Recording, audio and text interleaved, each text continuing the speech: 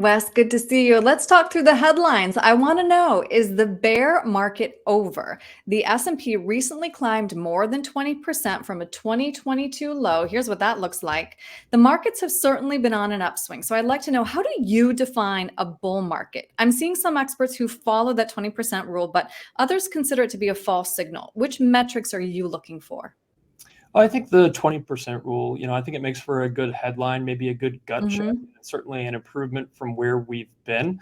But I think that we need to look under the hood a little bit more than that when we look at things like, what is the investor sentiment like? The economic growth, is it robust?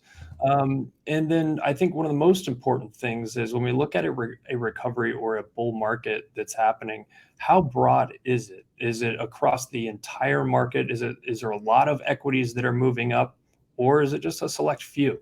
hmm I'm glad you brought that up because I want to show you this chart from FinViz, which looks at the S&P year to date. The recent rally has been led by a small group of tech stocks propelled by the hype surrounding artificial intelligence, whereas the average individual stock in the S&P has risen less than 3%. So for those who believe the bear market is over, are they missing the bigger picture? Well, I think what they may be missing is forgetting that the S&P 500 is a market cap weighted index, meaning that the largest companies are going to have the greatest contribution to it. So looking at companies like Meta, Google, uh, hmm Amazon, and then you have NVIDIA that's up over 170% year to date. There's a select few companies, again, surrounding that tech and the hype of the AI that has been leading the way. So in the S&P, it's not a broad thing per se to have this kind of move upwards like we're having this year, but it also tells us that, is it really worth to bet your entire future on investing in individual stocks only, or could you benefit more from having a broad index? And if you're holding on to the index this year, you're probably pretty happy. Uh, hmm but I get it. If you're holding on to NVIDIA, you're super pumped, right? But there's a Right. lot of risk. A little bit risky though. Hedge funds and many other investors made big bets on the S&P falling. There's still a lot of cash sitting on the sidelines right now.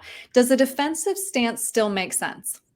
For our clients, absolutely. And the reason is that we work primarily with pre-retirees and those that have already begun their Right. retirement journey. So we often talk about, Aaron, the importance of understanding that if you protect the downside over time, a lot of, the upside is going to take care of itself because you've already at this point in your life accumulated that net worth. And now it's about protecting principal as much as possible and making sure that it's going to be there for decades to come to provide the cash flow that you need. Hey, just like endowment funds do, right? Mhm. And so it is not a bad thing to have your portfolio built right now to be able to capture a lot of the upside, but not all necessarily, because what's most important right now during these uncertain times is protecting that downside, Of protecting from a course. catastrophic portfolio event.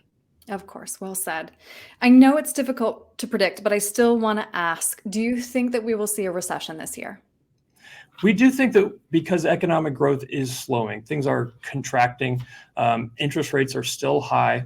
Good news is inflation is beginning to come down, but that's due to interest rates staying high. We do think that we will see a bit of a recession, if it's not towards the end of this year, going into 2024. Now, if we're wrong, that's okay too, because at the end of the day, we're not going to be completely out of the market. But again, it could be a good time to be a bit defensive to help protect that downside. Okay. That's why I always love talking through these headlines with you, Wes. That was really helpful. If somebody does feel a little bit anxious though about anything they're hearing, or if they want to make sure they're not taking on too much or, not enough risk, what's the best way to reach you? Feel free to reach out with email info@patriotwealthnc.com. Happy to help, or give us a buzz, 919-322-4113. All right. Wes, thank you. Thank you, Aaron.